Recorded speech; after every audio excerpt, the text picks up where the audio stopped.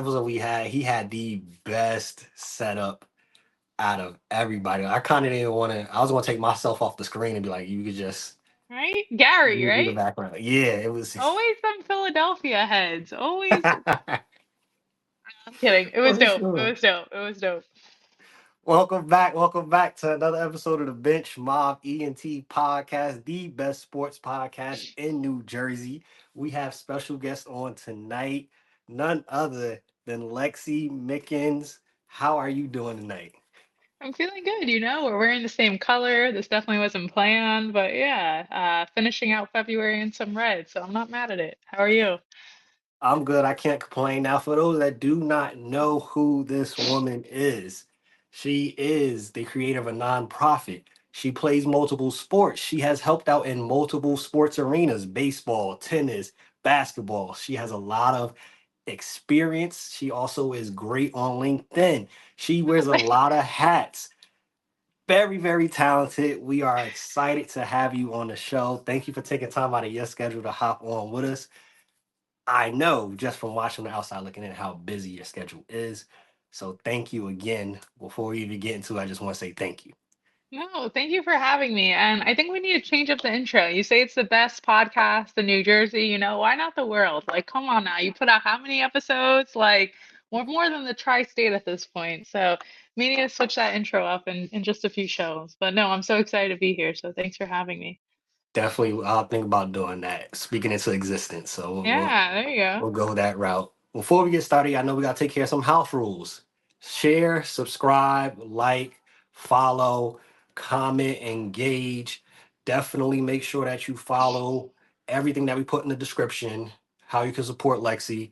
And again, share, share, share. There's going to be a lot of good content in this, a lot of good knowledge that she is going to share with us. And again, as we say, every episode, you can share it with your uncle, your cousin, your dog. Share it with your baby moms, even if you guys do not talk anymore. It's great content. She'll want to see it. So share it with her too. Get into it. Nonprofit. Before we start that, right? I saw in doing my research that you actually was a ball girl at the US Open, which I thought was one of the dopest things ever to actually be a part of that experience. So for you, what was that experience like? Yeah, so I went to a private school, and the private school had a tennis academy attached to it. So if you paid a certain amount of dollars, you went to school for half the day and then played basketball for half the day. I mean, well, played tennis for half the day. Of course, there is no basketball equivalent to this. So the summer job for kids, like once you became a sophomore in high school, was to become a U.S. Open ball person because the majority of the kids are playing tennis. They want to compete. So I competed in like the junior US Open trialing opportunity. And then I got beat from a student athlete that was from China. And I was just like, oh, the international game is different. I'm like, let me just, yeah, not my thing. And individual sports are definitely hard. There's like no pointing. You're like, that's definitely on me. I'm not fast enough, the coordination. So I gave tennis a break, but I started as a ball girl my sophomore year in high school. So that was really neat. It's actually a open opportunity. Like you go, you try out as long as you're over the age of 13 or 14, the year you get your working papers, you're more than eligible to go ahead and try out. And so the open tryouts just require you to learn the game and learn the rules of the tennis match. So there's certain like points that you can't throw a ball in between. So let's say a server goes to make a serve or whatever, and they fault, right? So they hit it into the net.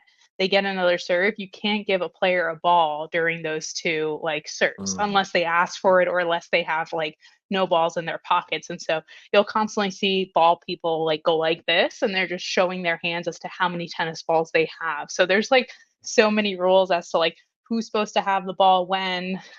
Prior to COVID, we were throwing over the chair. So the umpire chair is going to be on one of the sides of the court. And so the people that have the back positioning that are behind the players, they used to throw over the chair. So if you had a good arm, you'd be on that side, and the ball's only allowed to bounce once on the throw. So you want like a high arcing throw. So it bounces once and then your teammate's able to catch it. Yeah, and then prior to COVID, we also used to handle player towels. So Mm. Nadal's like the hardest player to ball person for, like amazing person, but he wants a towel in between every single point. So like one person would have to give him a ball, another person's running to give him the towel, and then you just wait. And it's not like they give you a towel and they're like, here, thank you. Like they just throw it. So you need to be able to catch. Like it's crazy, but it's super fun. It's super, super fun. So yeah. I had a chance to ball boy for Andy Roddick's last match. So aging myself, that was a long time ago. I was a part of a flash mob with Djokovic. And yeah, that was pretty neat. That was to Call Me Maybe when that came out. Yeah, it was really fun. It was like the go-to job. You get a meal voucher too. So the cool thing Mhm. about the US Open grounds is that there's all these different concession stands and like they're pretty like I would say trendy and like new-ish. So they like to bring in vendors that have restaurants or like food trucks in the neighboring areas of Queens. And so, yeah, so you get a meal voucher, which was really neat. My college coach one year was working at the Ben and Jerry's, like his uncle or something owned it on the stand, super random. But I remember that whole summer, my best friend and I at the Open got free ice cream, and we were like, so hyped. And then they throw like a big staff party afterwards. You get like 50% off merchandise, which is really dope. Um, and yeah, it's quite the experience. But anyone can try out. It's a paid opportunity. We used to be the only Grand Slam that got paid, but now that's changed. So check out the USTA's website if you're interested in being a ball person.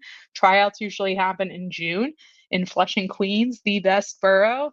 And yeah, and you get a uniform. Your uniform costs like $2,000. It's insane. Like everything Ralph Lauren, polo to the socks, like not even joking. And there's no age limit. Like you can be 75, and as long as you're moving as fast as they need, you're able to be a ball person. I might look into that. I was just about to Yeah. ask, is there an age limit? That sounds extremely dope. Like to even have the opportunity to do that. So that's something I really might look into myself. I'm gonna tell my Yeah. sisters that's something that's really dope. And to Yeah. be meeting those people and to for those that didn't know, like I didn't know it was that much that went into it. Like Oh, it's so much. Like you're only allowed to be on a court for 2 hours, and then they'll do shift rotations. And every time you're on a court, you're being graded. There's a court, like they call it a crew chief, or that's what they used to call it. So like a team captain for somebody that's on the court, because like the tennis balls have to be changed like every 7 games. So you have to keep an eye on the score to know when it's 7 games. If there's a tie break, there's certain rules as to who serves when. The players switch sides every like 2 to 3 games or something like that. So like there's so much that's happening. And then you're also being evaluated by supervisors that are roaming the grounds. So they'll come over, they'll like grade you on your speed, your throws, all that. So it's definitely very hard. And a lot of people are just like, oh, the person didn't catch the ball or whatever. And it's like, all right, there's so much more than that. But yeah, it's fun. It's definitely fun. And I'm glad I did it when I did. most definitely. Now you mentioned tennis was not for you, but it Yeah. is obvious anybody that follows you on socials, basketball was for you. When did that love originate for the game of basketball? Yeah, I fortunately had an older brother that's 10 years older than me, and we had a Fisher Price hoop at the house. So if you're looking for an investment for a kid, definitely get the Fisher Price hoops. Those still exist. And it was definitely just rough. Like he was 10 years older, so it was like, how do I play with someone that's much younger than me, you know? So definitely had to earn every opportunity to play. And I just kind of became like attached to his hip. Like we would play in the house. He played in a baseball league. I was their back girl. And so then basketball came up. I wanted to play at the park with him. So definitely all credit due to my brother and just being able to see somebody in sports that was ahead of me, but not too far ahead of me, and someone I can compete against. Shout out to your brother for sure. And Yeah. yes, for everybody that may not know, for those that's watching that are super young, that Fisher Price, yes, it is still Yeah. around. Still around. One of the best investments ever if you want to get started with basketball. Most definitely Fisher Price, for sure. Yeah, there's even like now these miniature hoops that you can put on the back of like car seats. Like I've seen parents get crazy. I'm like, oh, they really want that scholarship money. Like they have a little hoop on the back of the car seat while the kid's in the car seat, or the back of the headrest of the car Uh, of the seat the car's on, so when your kid is like rear facing, they can just throw the ball to hoop. I'm like, oh, that's different. That's yeah, that's D1 right there. That's yeah. Facts. We got one in the bathtub, so we Yeah, there you trying to go. trying to get it started. All Now, rooms, all rooms. every room for sure. Now you have what you call it, and a lot of people already know it as Run It Back as your nonprofit. Mhm. Can you tell us a little bit about Run It Back? What inspired you to start it, and why did you go the route of choosing it to be a nonprofit? Yeah, great question. So, back to my high school story, the school I went to didn't really have a lot of female sports, especially not basketball. Unfortunately, basketball is looked at as a minority sport in many boroughs, and especially at the school I went to, is an independent school. So, we didn't have a female basketball team. So, I had an opportunity to play on the boys' team due to Title IX. So, I was one girl and 10 guys, which was great and taught me a lot about physical mentality, but killed my scouting process. Nobody wanted to come see one girl and 10 guys that they couldn't recruit.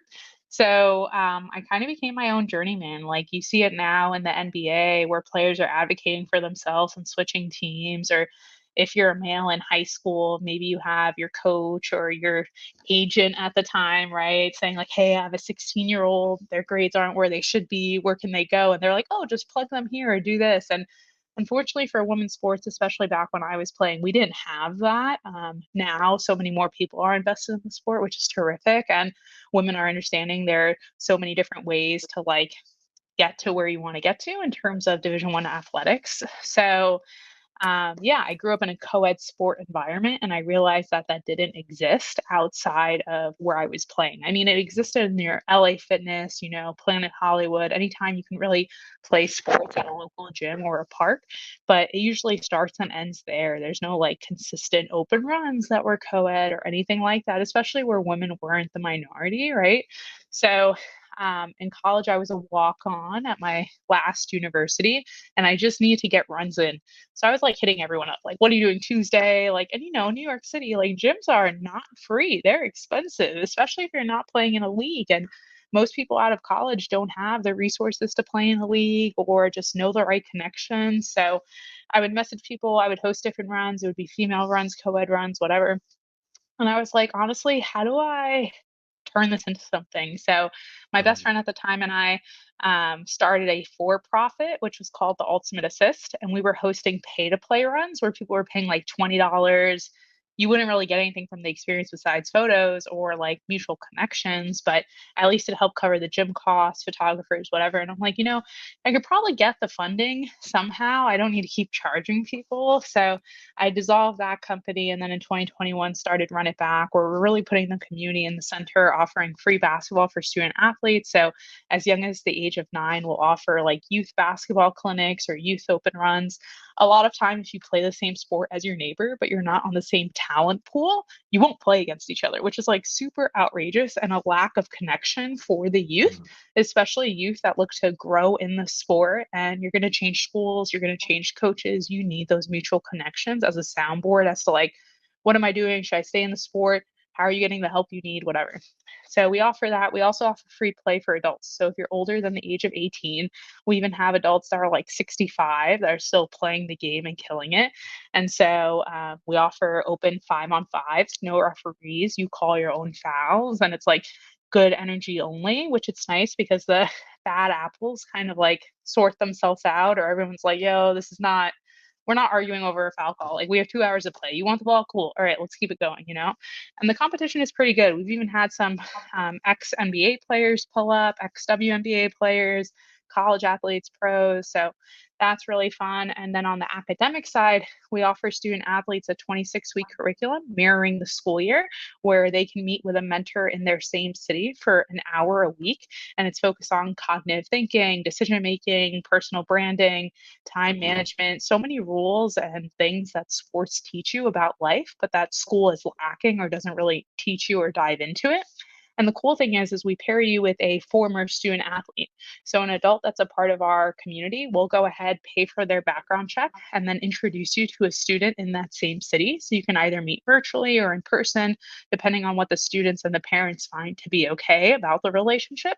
And you get to take it from there. I mean, playing sports, I'm not going to lie, my mom was not a college basketball player. There was only so much I was going to listen to her. Like, yeah, okay, mom, got it, mom. Anyway, coach, like, so trying to help the students and the parents navigate that and have someone that's walked a similar path. And then for our adults, we offer free mock interviews, resume reviews, and speed networking sessions. You'd be surprised in the tri state area how many young adults, ages like 18 through 21 or 24, have never had their resume review, don't know what to expect for an interview, don't know what corporate America is like, or don't even have a network of professionals in corporate America that they can really lean to. And unfortunately, in today's economy, everything is for profit, right? So people are like, yeah, I'll do a resume review for you, $300. And it's like, this person doesn't even have a job. How are you charging them $300? So we cover that by pairing with corporations that are looking to volunteer and give back to the communities they work and live within. And yeah, we've helped a lot of individuals get out of that like labor and service industry into 9 to 5s with benefits and opportunities for career mobility. So that's something we do too. And yeah, we're in 15 states so far, hoping to be in all 50 and hoping to make our moves international soon enough. That is great on like, Thanks. of course, everybody would, they're gonna look at it and be like the basketball aspect, but I look at it more so because and many others that don't know, basketball isn't forever. Yeah. You can play 5-on-5 till you're 97 years old, but the other stuff that's needed, the education piece, the look, I didn't Yeah. have my resume reviewed Oh, yeah. till I was like 27, 28 years old. Yeah. That stuff is very much needed, very much bigger than basketball. So what you're Yeah. doing is like it's bigger than basketball, and I think that's the dopest part of it. Thank you. Yeah, we do LinkedIn workshops. We do like fitness classes for them virtually when we can. There's just so much inequity in it all. Like a lot of people just assume you're 18, you have a laptop, right? And it's like, no, like, like some student athletes we're helping don't even have like adequate Wi-Fi at their house. And it's like, there's such a disconnect, especially with some corporate professionals. Like they're taking a call, they're at their beach house in Montauk, and it's like these students share a room with three other siblings, which there's nothing wrong with that. But it's like, how are we meeting student athletes where they are? And how are we training the corporate professionals to understand like this is a very different background than maybe how you were brought up? But it doesn't mean we should give these student athletes any less attention, but rather even more attention in terms of fostering that relationship and building the connection and really breaking down the barriers in between the two. So, yeah, Students and adults, how do they get involved with being able to get these services? just sign up at werunitback.com. There's a join our community form. If you're an adult that wants to play, if you're an adult that wants to volunteer, if you're an adult that just wants to sponsor and get fundings, you can find out all the information there. And same thing as a student athlete. You can sign yourself up, your brother up, your sister up, you name it. We have a spot for you. And yeah, we're hoping to really just grow our organization as fast as we can. It's really just based on funding, considering our organization turns 3 years old in March. We're too novice of an organization to meet some of the grant requirements that are needed.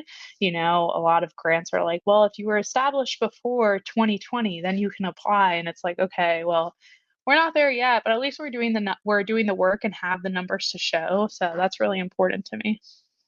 Most definitely, I always say and always look at it like you can't, the Bible talks about it, don't despise small beginnings. And I Yeah. don't think outside looking in, 3 years in, it's a lot of companies, profit or nonprofit, that don't last 3 years. Oh, They yeah. don't last Amen to five that. years. Podcast too. Podcast too. Hello. So Can't you be guys giving are out doing flowers over here and not receiving them, okay? so you guys are doing a great job being that it's 3 years in anyway. And obviously Thank you. I've seen the videos, I've seen some of the people that you guys have involved. It's not going to be a surprise. We were talking about we're having a dinner, a funding dinner for running back for his 10-year anniversary. Like that wouldn't be shocking to me from the outside looking in from what I've seen so far. So, and the way that you're consistent in promoting yourself. Thank you. Yeah. A lot of people don't do that part. Like, I can't wait for the day that it's like me not sharing my story anymore and me just sharing the stories of our constituents because we do have some really, really unique stories, but you draw such a fine line, even amongst like promoting everything we do outside of basketball, like the vulnerability of it all and like helping or sharing stories of adults that are doing mock interviews, but you don't want their current corporations thinking they're looking to find something else, you know? So it's a lot of like privacy understanding and just helping the people first and being about community instead of the look. So, but I appreciate that. And hey, 10-year reunion or celebration, all of NBA threads is invited, WNBA threads. It's gonna be crazy. It'll be great. I can't wait. most definitely for you and your experience of doing a nonprofit, what are some common misconceptions Mm. about a nonprofit? Yeah, so many things. The ownership of it, right? So I can say I'm the founder and the president, but ultimately our board makes all of the decisions, right? So I can have a meeting today, but I have to go back to my board and ask as to what do you think is right or is this the direction we want to go towards? So like not having real true ownership. That I would say that there was a salary. Like ultimately, I'm working for free right now. Of course, it's like the most fulfilling work, but yeah, like founders generally don't get paid. Like you're literally serving the community, and that's your like payment. So it's very, very different. That every moment comes with funding. Like there are a lot of corporations that are super generous, but generosity takes many different forms. So everything you see might not come with a donation, or every donation you see might not come with an Instagram post, you know, like the real and the behind the scenes are like so different, if that makes sense, you know, because like optics will look one way, but you don't really get to see like the admin side of the house, everything that's going on to make these moments happen.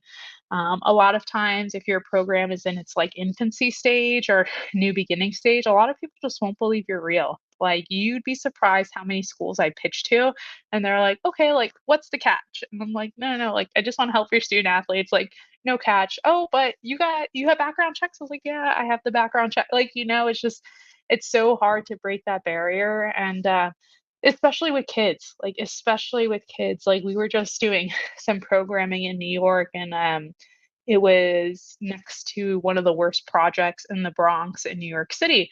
And so we brought in our volunteers. We were doing a panel. I had asked one of the students to sit in the front of the classroom, and the student's immediate reaction was like, well, no, what if someone comes shooting through the glass? And it's like, the kid's not joking. Like, you know, and there's just Yeah. so much to break down. And like, even the way you speak to students, like, unfortunately, some of the students we're helping are on the verge of like being in gang affiliated crimes, you know, or unfortunately doing a crime, being committed to juvie. And so helping these students and understanding like people make false promises all the time. Like, here's how you can be smart about your decision making. Here's how basketball can maybe provide you with a new opportunity. College is cool. Here's how college helped me, you know? Um, so yeah, there's a lot of like, I would say barrier breaking that goes on with nonprofits and connecting to student athletes and even adults. It's really hard to have someone gain trust in you, not knowing you, but even when you want to help them more than anyone has ever helped them in their life. And that's like so real.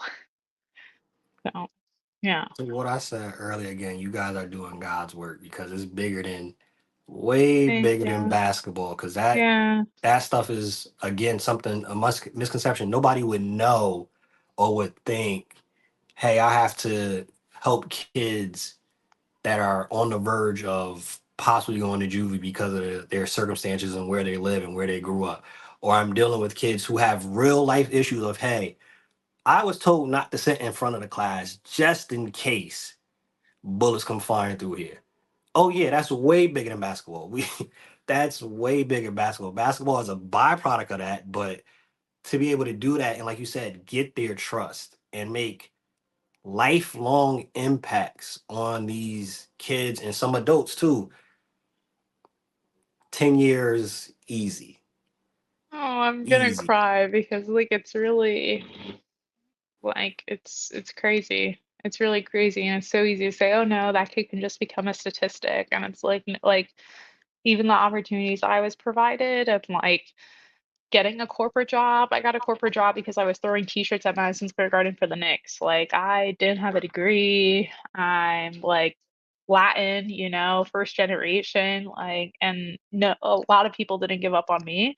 So like I definitely once a kid comes through our doors virtually and joins, like we're not giving up. Like maybe you won't hear from us for a month, but best believe you're getting our next email. Best believe we're texting you, checking in, you know we have an internship opportunity for you. We want to connect you with the next person. And it's so hard because a lot of these schools that these students go to are already underserved and under resourced. So like their teachers are at their peak and like teachers are superheroes, you know, like there's only so much that they can deal with. And some teachers are serving hundreds of students. So it's like, yeah, yeah. Yeah, I definitely understand that flip side of it too, because my mom's a teacher, and I know God, she's sometimes, doing God's work, man, because like kids are so easy to just turn to like the comedy side of things or like it's cool to not care, you know, and there's so many narratives that need to be broken. again, one thing that you said I think is so true that is valuable across the board, because I'm pretty sure adults could even attest to this too, that you guys have assisted and helped out. You don't give up on these individuals. Mhm. And this and this life is very easy, like you said, for somebody just overlook, like, oh, you product of your neighborhood, you gonna end up in jail anyway. I don't have to put no time into you. Oh, what? You're 21 and you don't have a laptop? Yeah. You're not serious, not realizing the human side of it, the human aspect of it, the mental side of it, the spiritual side of it, the Yeah, emotional side of it. Some people don't believe in themselves and they need that person, that individual to say, "Hey, I believe in you. You have greatness in you." no, So again, shout out to you. Shout out to your husband, the thank board, you. everybody that's a part of Run It Back. I don't see how, if somebody literally just talks to you and really sees the passion that you have when you're talking about this, how they don't donate. I Thank can't you. A comprehend it. dollar helps. Hey now, like I might just have to start our own commercials because every donation helps. And like the NBA Threads community has been so sweet and like resharing, donating, you name it. And like people can attest to it. If you're donating $5, $20, like I'm personally sending you a video and saying, hey, because of you, we're able to rent a gym for free for our programming. Because of you, we're able to fund a year's worth of our insurance policy for both kids and adults. Because of you, a kid gets to keep their jersey and be a part of Run It Back Forever. Like and I think that's a thing too. Another like common misconception is like, oh, it's not a donation of $100. It doesn't matter. It does, especially when an organization is so grassroots. It definitely does. So, Hey, you already know it's gonna be in the description if you're watching this right now. Donate, donate, donate, and again, donate for sure. Real quick, thanks. right? So you mentioned you was throwing t-shirts at the Knicks, Mm, US Open. You did use ball, you helped with baseball with your brother. For mm, you, right? This wasn't on the docket, but it just makes me think about it. Especially being that I've seen some of your connections, I've seen some of the people that you connected with on All-Star Weekend. What has been your experience being a female working in sports, which is typically a male dominated area? I've heard stories, with the ego and people thinking you're not serious, people thinking, oh, she just looks good, so she's only here for this reason.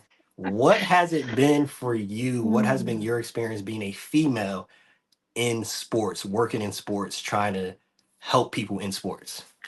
Yeah, I would definitely think it's all those things and then some. I think now women are doing a much better job of like, I see you in sports, I'm in sports, let's advocate together for women in sports. And now there's all these like groups to like mentor one another, or there's groups that provide like advisory tips and how to navigate sports and career mobility. There's clothing brands that are like women in sports or, so I think that's really helpful and nice and necessary too. But it's definitely hard. It's definitely hard too because there's so many people in sports that never played the sport that they're working in. And then there's so many people that have actually played the sport they're working in. So I always used to make a joke at the Knicks because I was one of the only females that would always do the on-court contest. So anytime there's a shooting contest, like I'm the one handing them the ball, and I'm like, okay, like it's funny, but I get it. It makes sense because I'm over here like coaching them, like, okay, a little left, more arc, like get your knees into it, whatever. And so it was like, but like it's hard because like there's no perfect role in sports, and to have a successful career working in sports, I feel like you have to wear many hats and work many different roles. So yeah, the experience was definitely interesting. I think it's also really important to set your intentions and be open about those intentions and what you're looking for in sports, because like sports becomes a family thing. So you're not only meeting players, you're meeting their families, you're meeting your coworkers' families, and so it's really good to establish relationships, but also let people know like what your goal is and why you're in sports to begin with, so then others can advocate for you and open those doors. think that's good. That's a very good point too. You have to let it be known some of your goals, what's your aspirations, what you want to do. And Mhm. like you said, then people can advocate. Outside looking in, obviously I am a male, but I absolutely love when I see it because I see it way more often with Mhm. females in sports than males in sports because I feel males in sports often take not, competing in sports, but like in sports business, Mhm. often take the competitive side of it. And Mhm. it's less, oh, we looking out for you, good job. I love seeing it don't matter. It could be Monica Manut, anybody that's in. Hey, shout out to you. Hey, you doing it? You killing it? I love seeing that. Like it's not. Oh, she's on here, so I'm trying to big her up, and I'm gonna be better than Yeah. her in this. It actually seems like an actual united front, and you guys actually like each other. It's not for no front just for social media. Like you guys actually like and support each other, which I think is dope. Yeah, yeah. Every group is totally different. Some cities do things differently for sure. So I'm not going to speak on everyone, but I do think like you're only cheating yourself if you do wind up having bad blood or creating bad blood between someone else. Like, and I think communication can definitely help you through that. The sports world may look big, but it's actually so, so small. And one person knows Mm. someone else who knows someone else. And you're really only one connection away from probably the person you're trying to connect with or pitch to or whatever. And so maintaining relationships is huge. Like when I used to work at the garden, like let's say I'd go to the garden for a concert, I would literally do a lap around the floor and like check on all the security guards. Like, you good? You need water or anything? Can I bring anything for you? Like, hey, what's going on? Like, just because like these people are standing in their position for like 8 hours on their Mhm. feet, like no one's really to come check on them. Like maybe they'll do a bathroom break rotation or whatever, but yeah, it's like relationships are everything. And so maintaining those relationships, and a lot of times people work in multiple arenas. So security that you see at Madison Square Garden is probably some security you'll see at Citi Field. So you do get to work in multiple sports if it's non-competing. So yeah, relationships are everything in this sports world and in every work world too. But Yes. So I want to ask with that because you have perfect experience with it. You preach it, you promote it, the importance of networking, and as you said, maintaining relationships. What does that look like for you when you talk about, hey, you should network? How do you maintain a relationship? Is it somebody that, hey, you meet at running back and every other week hey, how you doing? Like, what does that actually look like? yeah, I think it could look unique depending on your scenario, right? So, like, if you're of the same gender, if maybe you both are parents, right? Like, I think like treating every relationship super personalized really helps and sets it apart, I would say. So, compartmentalize your relationships based on maybe where you met, what stage of life you were at when you met them, things like that. But yeah, I would say there's no playbook as to how you follow up and like nurture that relationship. Some people you may have met once and it's been 6 months since you last spoke, and some people will be afraid to reach out. Other people will be like, no, I'm going to reach out. And I think a trick that I like to use is always referencing the conversation you guys had or the scenario and when you met. I think that's really helpful. People, especially these days where you're meeting people virtually and in person, they're coming across so many different personas. Sometimes you'll have the same name as someone, right? So, how can you make sure that that person remembers you? So that's one tip. In terms of networking, I think it's super important to have a digital card on you, and you don't need to go and buy a digital card. You can just do a contact card on your phone. A lot of times, like people are always like, "Oh, let me share my Instagram or whatever," and it's like, "No, I can airdrop you my digital card right now, or I can text you my digital card and it'll have all my information." Especially if you're like a serial entrepreneur or you work a corporate job and have your own thing on the side, you can put in like all your websites or profiles, multiple numbers, so they have all that at like the touch of their phone or whatever. And then outside of that, it's just like help people first. Like everyone nowadays, especially in like this microwave like generation, they're like, what can you do for me? And like it's like, how can I help you? Like, yes, I know you're the CEO of this. I know you're here, but like anything I can do for you, anything I can do for your family. I saw your son likes this, and I think it catches people so off guard when you're genuine and just want to help because they're like, what are they? And it's like, no, and the most successful people too, if you ask them to like mentor you or have a relationship with you, they're always going to say, as long as it's mutually benefiting. If I give to you, you give to me, let's make sure we're both getting better in this relationship. So, um, and yeah, just showing gratitude too. I think that's huge. Like these opportunities of like NBA All-Star and anything like that, like I never take them for granted because I used to work those events. And so like even passing through activations, like I was the person that you'd hand your phone to asking for a picture. I was the person that you wanted something from the shelf, I'm running and getting it for you. And it's like just like pouring back into instances that you were once in. So I was going around and telling brand ambassadors, I was like, hey, like, thank you. I appreciate whatever. I was like, hey, like, the people you meet with this week, like, take this seriously. Like, like, let your character show. Every hand you shake, if someone introduces you, like, remember their name or go write it down in your notepad or something, because, like, moments will happen and opportunities will arise as long as you're prepared and being open to something new. And, like, I never imagined back 10 years ago when I was working All-Star that now I'd be invited or flown out to All-Star and, like, all these things. So, yeah, relationships are everything. That's a lot of gems and a lot of knowledge that you just shared in there. Shoot, I even picked up something from it because I was literally looking like pricing out to getting business cards, but that No, makes way yeah. more sense. The Yeah, virtual, way better. even you if you have like I tell all of our creators, like I run it back. We hire local content creators that are photographers and videographers for them to grow like their reach, and have new individuals that maybe can hire them at different corporations or whatever. I tell them all the time, I'm like, literally have your resume in your phone ready to airdrop. I'm like, especially in New York City, you're taking the train with so many people you do not know, and one day someone's going to strike up a conversation with you, and you don't want to be like, oh, let me find my resume. Like, no, literally have it. If you're creative and like, I don't know, you have a deck of your work or whatever, your portfolio, have it ready to airdrop on your phone. Like, we're so lucky to have technology, especially where it's at today. Like, use it to your advantage. That's something I wish I did. And I definitely didn't do younger, like earlier in my career. So, definitely something that I stay true to now. Hey, and then shout out though, because you started off, like you said, the thing that I don't think, hopefully people actually catch on to that. You started off before any of this happened, 10 years ago, you were in a service position, Yeah. serving others, checking on others.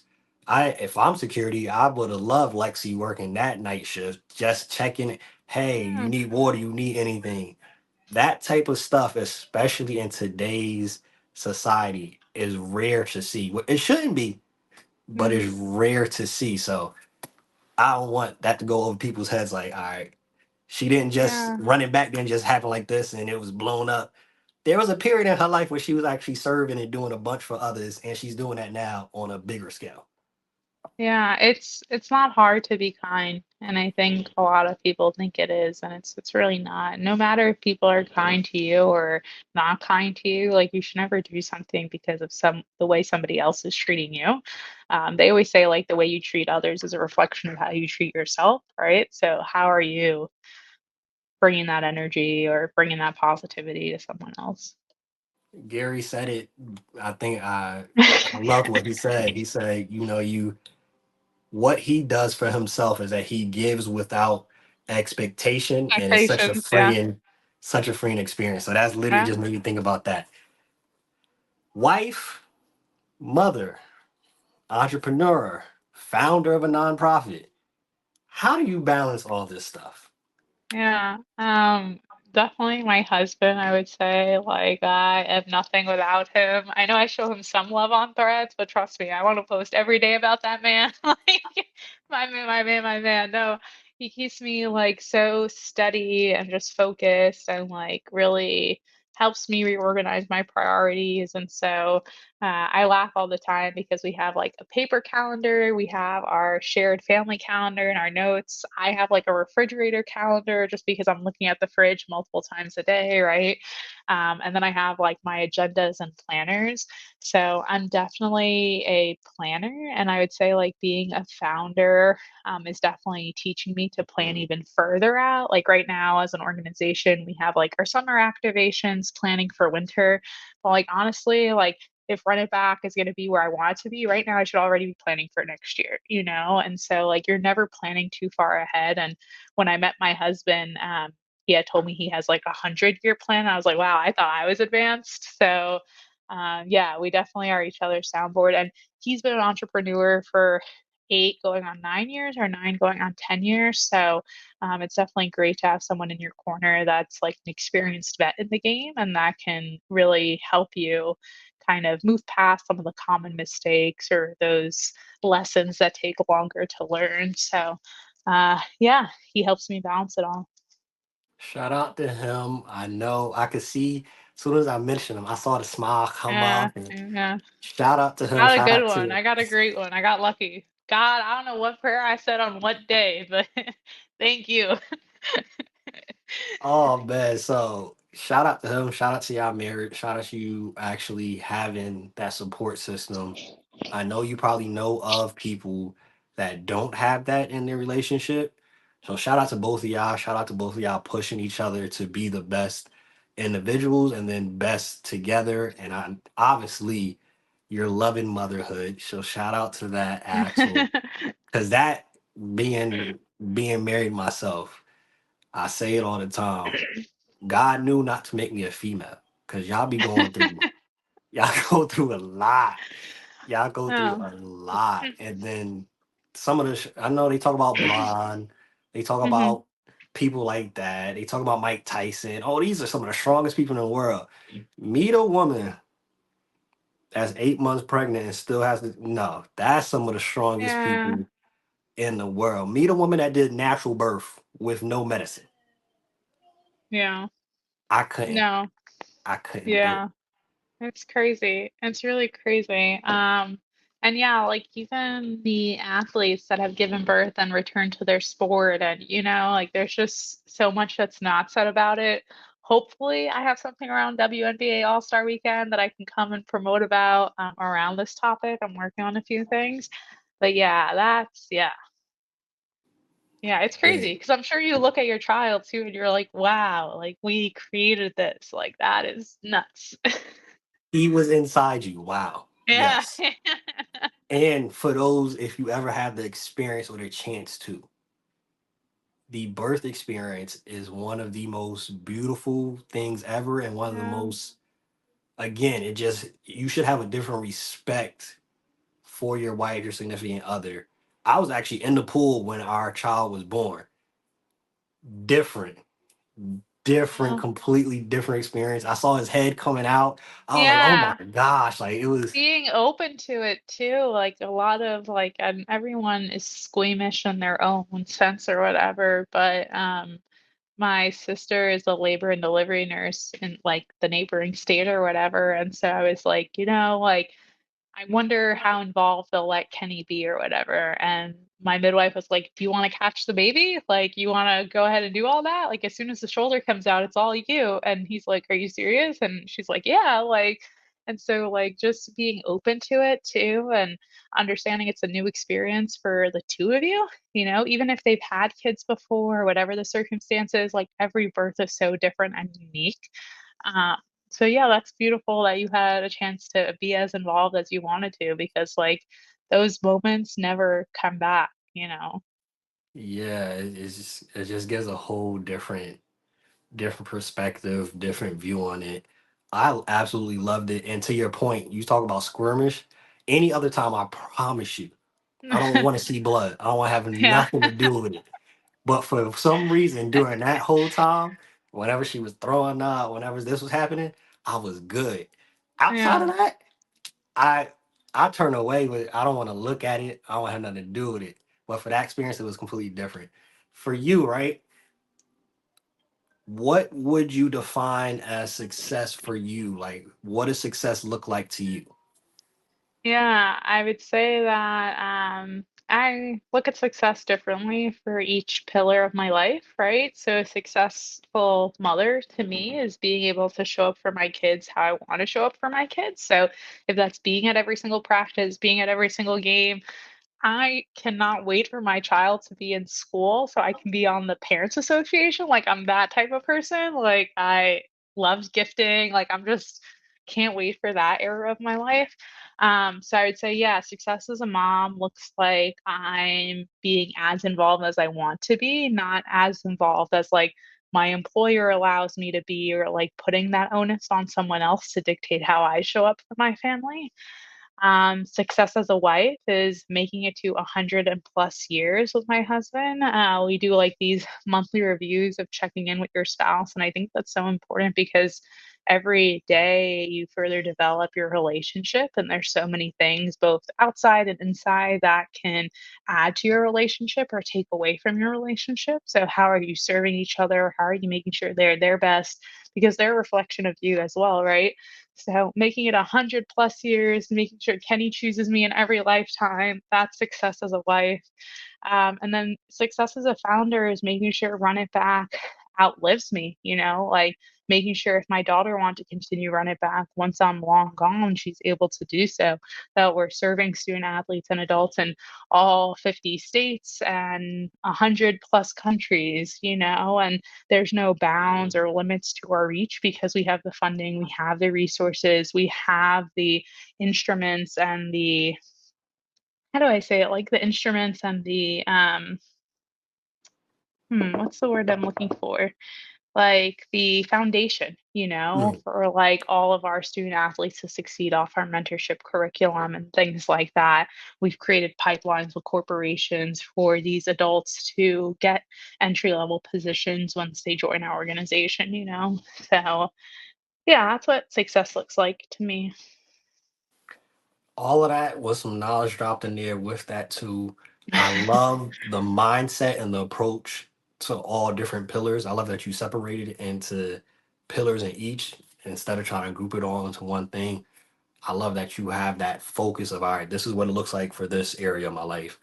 This is what it looks like in this area of my life, because it's different for each area. Like, it's success is defined differently. The same thing that you Hmm. do in this area may not actually be successful in that area. So shout out to you for that. We're going to transition into the fourth quarter segment, which is like the fun, get to know the person a little bit more, a little rapid fire, things of that nature. The first question that we ask every single guest, because I am a foodie, I love to eat. I eat for three. What is your favorite meal? What's your go-to meal? So see, I feel like we need to be more specific. Are you saying like what's my like is it breakfast, lunch, and dinner, or like what's my favorite cuisine? Like, because I don't know, I really love breakfast. When I was Okay. pregnant, I used to do like a two breakfasts a day kind of thing, like something savory, something sweet. Outside of that, I really love a New York slice of pizza or just a slice of pizza and like garlic nuts. That's like always my go-to. Atlanta, the pizza's not as great, but yeah, I love pizza. I really love pizza. And I really love steak. I really love steak, yeah. I love me a good steak. Pizza, when I visited Atlanta, I have not found pizza that is good as the tri state area as of yet. So I definitely could attest to that. You mentioned breakfast. My wife is a breakfast eat all day type of person. What's your favorite thing to eat for breakfast? Yeah, there's this, well, when I was pregnant, it was like egg whites, pita, feta cheese, and like tzatziki sauce. Ziggy's That all was okay. like, yeah, that was my go-to. So that with some fruit or a smoothie. My favorite breakfast spot is called First Watch, and they do a plate called the trifecta, where you get like a pancake or a waffle and then eggs, any style. And then they do what's called $1 million bacon, which is like bacon with maple syrup, red chili flakes on it, and like it's like really well cooked. So yeah, I got a lot of options for breakfast. Breakfast is pretty solid. Most definitely. You mentioned it earlier, but I just want to confirm your favorite New York borough. Queens, New York, and everyone said Queens, New York. I think that's everybody's favorite borough, but I don't know. But yeah, Queens get the money, so Got it. So I did in my research, I saw that you were published, I believe, at the age of 13 for poetry. Do you still write poetry? yeah, hard no. I try to journal. My school was very strict on like writing, which I really appreciate because writing is like a lost art now. Like people don't even like to write letters. I'm a sucker for handwritten letters. Like I send them out with our packages. I write handwritten letters to our staff. That's my go-to. Um, but yeah, definitely drop the pen on the poetry for a bit. With the handwritten letters, just sidebar question. Cursive or regular writing? Oh, regular writing, yeah. Okay. Cursive. Didn't make it past the third grade in the cursive, but yeah. I had to check. I know a lot of people don't use cursive anymore, so Yeah, they don't. They don't even I teach was it in some schools, honestly. a lot of schools they don't have it anymore, which was shocking to me because I'm like, we learned it for what reason then? Yeah, yeah. Add that to the So list. Run It Back, as we have mentioned, has been around for 3 years, and we know it's going to be around for a lot longer. But in its existence so far, what has been some of your favorite moments of Run It Back? If you had to give me Mm, two or three. yeah. Um, it's really hard. Uh, Ooh, I would say one of our first gifting opportunities where we gave like the average athlete like a new pair of sneakers and gear and all that that they got to keep. That was really neat. That was like back in 2021. Outside of that, I would say, oh, it's so hard. Outside of that, one of our community members joined us and opened up to us and said they were in a really bad mental state, and this kind of saved them. And so that made me realize that there was so much more that our programming can offer, and just to constantly check in with everyone. So I was happy we were able to have that openness amongst our community members, and they trusted us to share that with us and come to us for help. Um, and then yeah, it's really, really hard. I feel like there are so many great moments. I know. Uh, let's see. And then, yeah, I mean, I don't know. Anytime we do an open run in Queens, New York, I think that just touches my heart differently because that's where I grew up. And some people that come out and play are people I've been playing with since I was like 13 years old. And so, like, I'm just emotional on another level. But I will say this actually, when participants get to keep their jerseys, because we're a nonprofit, right? Every bit of funding matters. A lot of times, if the run isn't sponsored, we take the jerseys back, we'll wash them and then reuse them. But if a run is sponsored, they'll get to keep the jersey. And so, like, we circle up at the end, and I'll be like, all right. And people are so used to throwing their jerseys in. So I was like, no, like you guys get to keep them, and everybody will be like, ah, like so hyped. A lot of people actually collect our jerseys now because each state has different jerseys. So at this last All Stars, some people this is like their third All Star coming to our run. So they're like, I have three All Star jerseys, I have a New York jersey, a Florida jersey, you know. So that's really dope too. And like to see other people believing like this is gonna far exceed everyone's expectations is like crazy. But That's super dope. That's fire. I didn't know it was a New Jersey for each state, so yeah, that's really dope. Speaking of All Star Weekend, what was All Star Weekend like for you? yeah, a marathon. I was pitching to no one was safe. If I saw you and I knew you or I knew what occupation you had, I was coming to you, telling you about run it back. We're talking something basketball. Like no one was safe. No one was safe. So it was definitely a marathon. Got very little sleep, but felt so energized.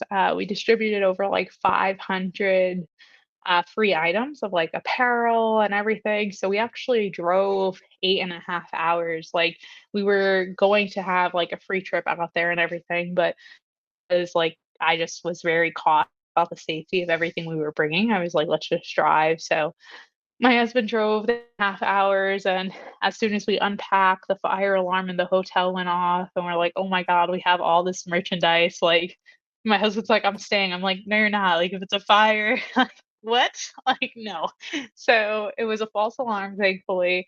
But yeah, it was just I love that atmosphere because you can have like so many 5-minute meetings and pitch to yourself and get that face value to so many people. So it was cool. It was really cool to hear people say they know about Run It Back or they heard or saw our work. So not sure if they were gassing me, but I will take it, you know? Um, so yeah, All Star Weekend was great. My favorite moment of All Star though was definitely our youth activation. So we helped inner city youth in downtown Indianapolis create vision boards. So we brought in corporate professionals to volunteer their time in the classroom. And then we had our run it back coaches do some on court activations.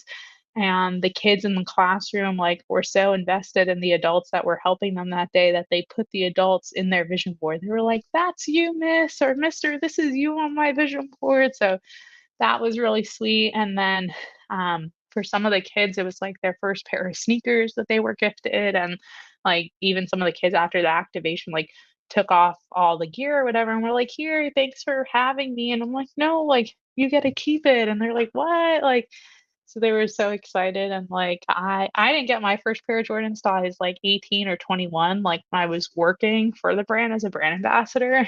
So to give these kids like sneakers that will last them for a while and like new backpacks to use for the school year and notebooks, wristbands, like all these things, it was like literally the best. So definitely hard. We serviced 75 students and 30 adults, and each adult got individualized gifting. So they all got like different bags, different sweatsuits, the same sneakers on court. They all got different off court shoes. Like it was a very like methodical approach.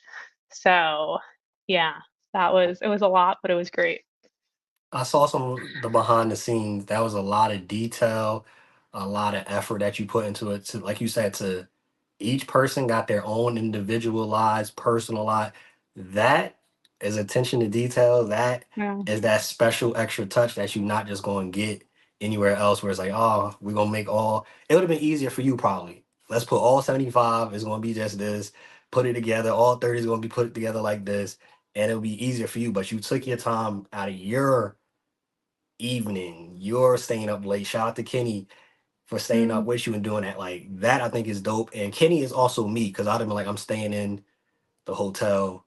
I'm not going out. Like, Kenny's like, I just drove 9 hours. Like, you got me messed up. And I'm like, hey, like, fire department's coming in. Like, do you see smoke? Like, what's going on? So, yeah, no, he's amazing. And yeah, wouldn't have been able to do it without them. And like, we sorted the clothes and the sneakers so many times that I felt like I knew these kids like the back of my hand already. I was like, oh yeah, Alana's a size 2Y. Like, like it was crazy. But all good things. shout out to you too, man. Because I don't know if I could do it for too long because having the children be that excited that they're having their own pair of shoes, their own. Uh, Oh, I get to keep the stuff. I'm breaking down. By the fifth kid that uh, said thank you, I got to go to the bathroom. I'm crying. well, kids keep you on your toes. They say thank you and everything, and then 5 minutes later, it's like, why didn't I get those pair of shoes? And it's like, listen, I thought What happened? We were just excited. Like, you don't like yours? Like, and then you got to point out different details, know the history of the shoe, tell like, yeah. So, they keep you humble. But yeah, I was definitely in tears. And especially again, seeing the teachers and how much they care about the students. And a lot of the students, English isn't their first language. So some of the teachers decide to learn Spanish to further connect with students. And it's like, not all heroes wear capes, and like teachers are just phenomenal, and yeah, just doing so much work. That's that's 100% facts. Um, Being that you have such an extensive knowledge of sports, you have worked with a lot of different sporting companies, sporting teams. If you can go back, even presently, back 20, 50 years, wherever you want to go, if you could go to any sporting event, what would that sporting event be? Yeah, I'll give you two. I'll give you one that I was supposed to work, and then one I attended as a fan. So, one I attended as a fan, it was Kenny's like birthday weekend, and we had just moved to Atlanta from Los Angeles, and so like I love to go out for a birthday. So we went to the Dallas Mavs Atlanta Hawks season opener. We went to dinner, like we went to the National Championship League series, and it was the Dodgers versus the Braves. So like the stadium was like going crazy. It was the last game to send the Braves to the World Series. And I've like never had as much fun, like I don't think ever at a sporting event, probably because it was with Kenny and I know how much he loves baseball and he played baseball in college and after college. And so that was great. I would definitely re-experience that 10 times out of 10. And then working, I was supposed to work Kobe's last game at the Garden and I didn't. And I hate myself for that. I called out sick. I definitely wasn't feeling well. I wasn't BSing, but it was a not feeling well to miss his last game. Definitely not. So I regret that moment for the rest of my life. And yeah, I was like, oh, it makes me sick actually to think about that. But yeah, that's the moment I wish I can go back to and yeah, relive and do it differently. Wow, shout out to again, this is why I had to ask the question. You have so much experience. You just name drop earlier too, like, yeah, when I was a Jordan brand ambassador, like you have a lot. But a lot of these things are also just like working at Madison Square Garden. You literally can apply for any NBA's like entertainment or performance team online. Like it's on their website. They host open tryouts. Like they want to be as entertaining to the fan base as like local entertainers want to be. So it's a great opportunity. They're looking for dancers, people just have great like charisma and energy and people that like to smile a lot. Like I got told when I was working there I didn't smile enough and like I smile a bunch. So, but yeah, like and it kills me because a lot of people don't want to share that because they don't want the opportunity taken away from them. But it's like, no, like Mm, literally there's so many things available for all of us. So yeah, if you're looking to join a professional sports team, check out their website. It's usually part-time work, which is great, especially if you're navigating a new stage of your life.